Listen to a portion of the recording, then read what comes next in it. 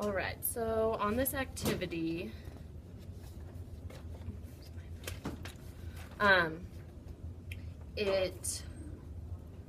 so this will help us to be planning for not only the lesson, but also how to individualize for children with special needs or challenging behaviors.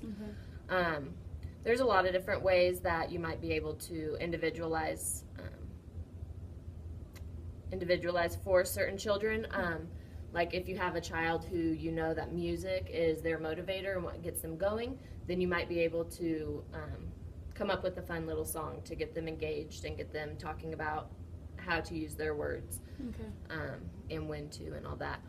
We could use a scripted story, so we could go over it in large group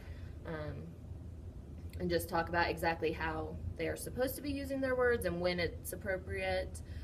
We could do one-on-one directions, which I've seen you do before with certain kiddos who need just a little more. You may have just explained the rules to the group, but then you see one child still engaging in challenging behavior, and so you've gone to them and given them that one-on-one direction. Okay. We could do verbal prompts or other visuals.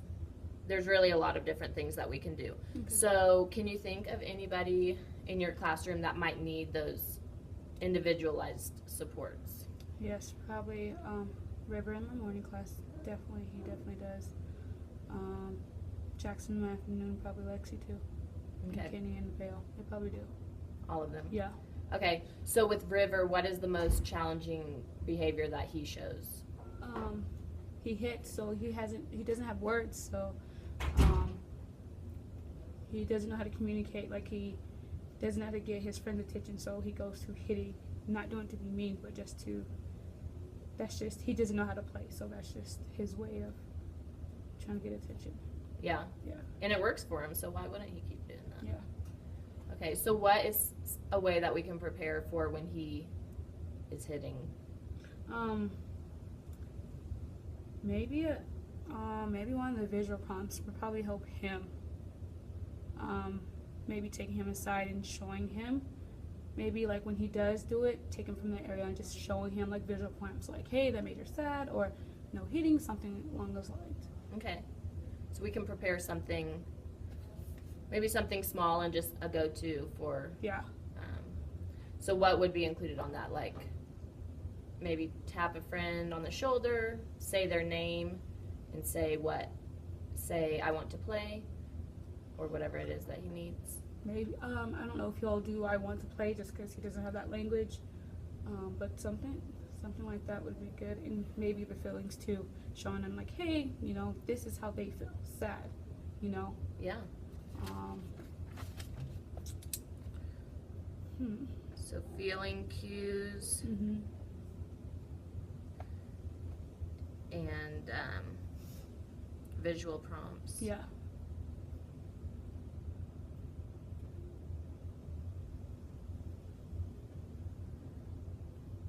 And so, and you've said he doesn't have the language, Right. but when you're with him one-on-one and you give him the exact words to say, then he can repeat those words? He can, but I just don't know for sure if when he repeats, if he's really understanding like what he's repeating, or he's just repeating after me. So Yeah. I just don't know. Yeah.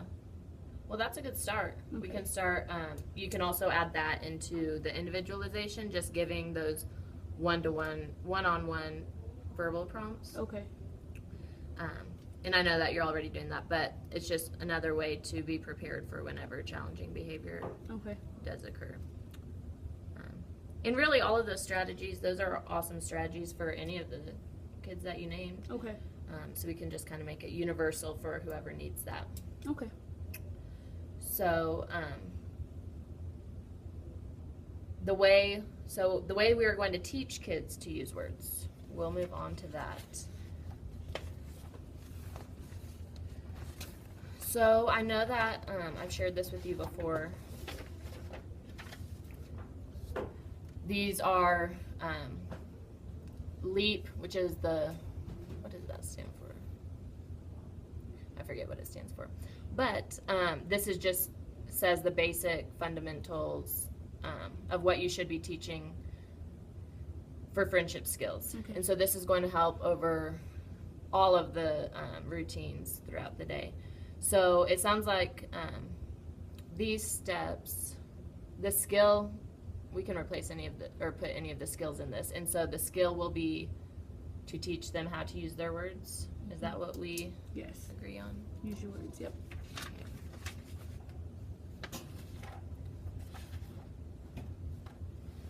All right, here's the skill set rubric. So, sorry, I'm jumping kind of all around, but we'll just kind of, this is used as a fidelity checklist to support you in learning the individual skills included in this strategy, and it also helps support me to make sure that we're both on the same page, teaching in the same ways. So we'll just break down the learning objective.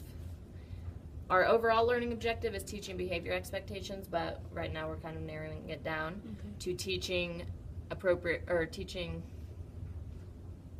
the class to use their words in all situations. Okay.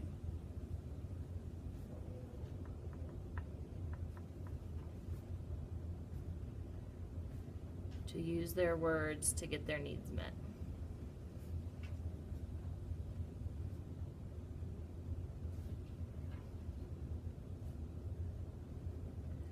So what time of day or what routine do you think this would be most helpful? As in teaching this, of course during circle time, I would like it probably in the morning before they go to free play. Yeah. Yeah. So at the first good morning circle. Yeah. Sweet. Okay, so the skill description, we're going to teach them how to use their words to get their needs met. So we will go through just these steps. So we can start by giving the rationale Okay. of why it's important to use their words to get their needs met. Okay.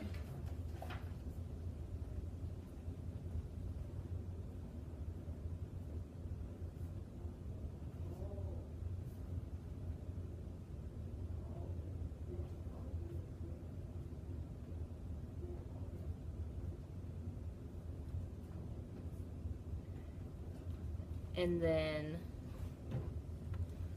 we'll describe the skill. So in this situation, the skill might include, well, hold on. It might just be how to get, it might start out with just getting the attention. Okay. So tapping a friend on the shoulder and saying, "Miss Tracy." So that could be the first step of the skill. Okay.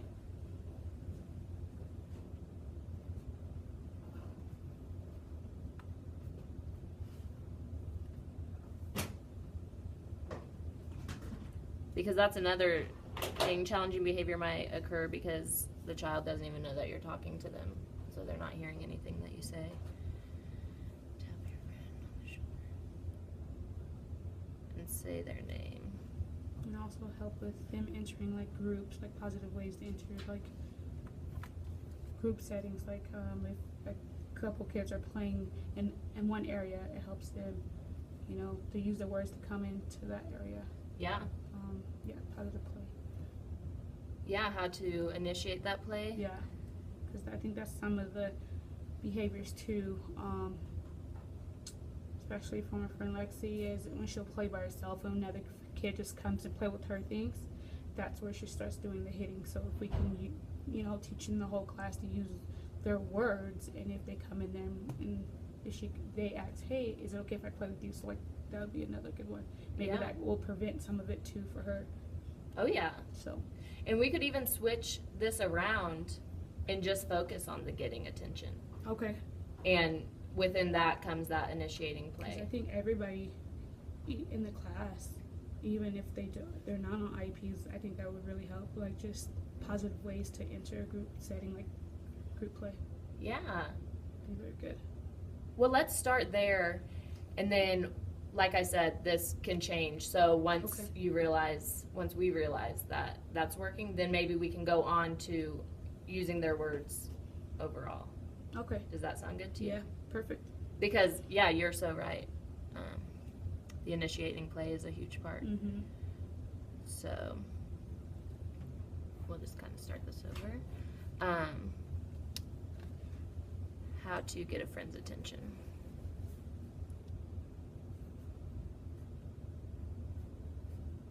Oh yeah, that can be huge. Yeah. I like Yeah, that. Yeah. I like that too a lot. A lot more, because who even knows if they can use their words if they don't know how to just initiate that interaction. That's awesome. Teaching classroom, how to get a friend's attention. Okay, so we can still start with this same thing, just explaining the rationale Okay. of why you need to get attention. Okay.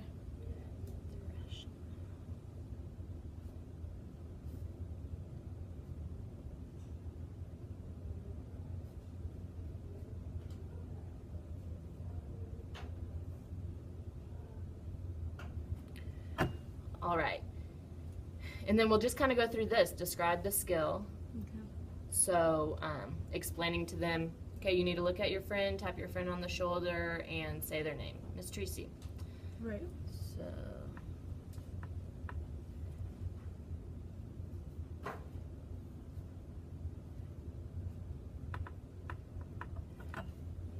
and then, so, and I'll lead this circle tomorrow. Okay.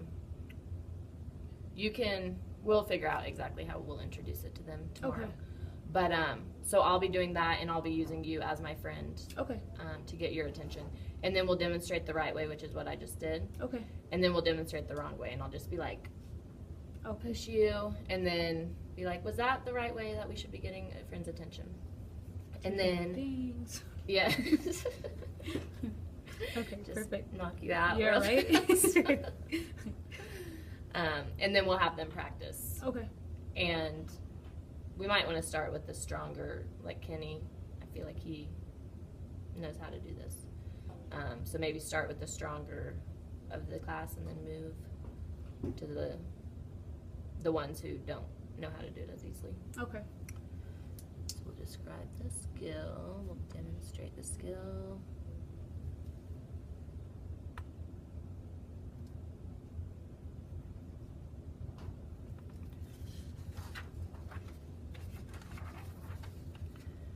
We'll demonstrate it the right way,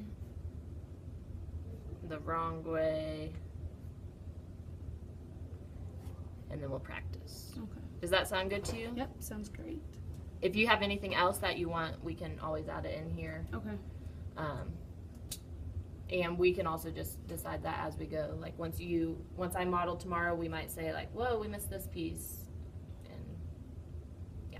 Okay. So sounds good for that. All right. And so we'll start this tomorrow. Is that still good? Sounds great. Yep. Okay. And I was also just going to bring up, what's in your small group tomorrow? Like, do you have anything pressing? I don't know. I have to look at my small group.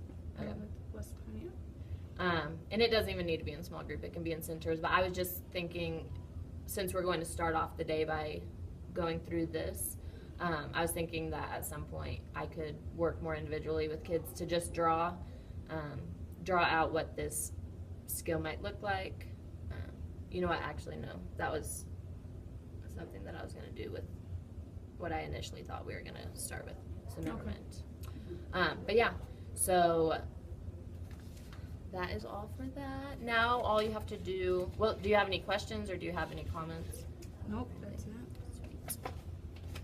Now you're going to have to fill out a training Okay. evaluation for me.